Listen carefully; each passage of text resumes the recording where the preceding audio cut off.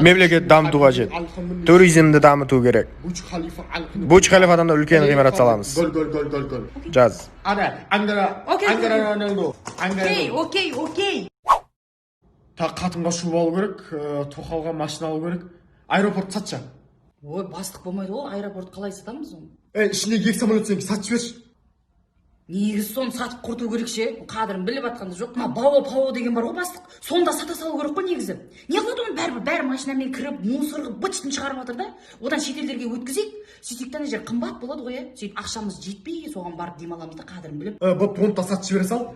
Сосын не, бала шетелде оқиын деп жатыр. Балам шетелде оқытам. Жерді сатшы. Ой, бастығы болмайды ол. Шлей енді сіздікі мынау ше. Болашақ ұрпағымызды ойлауымыз керек қой біз. Дұрыс айтасың.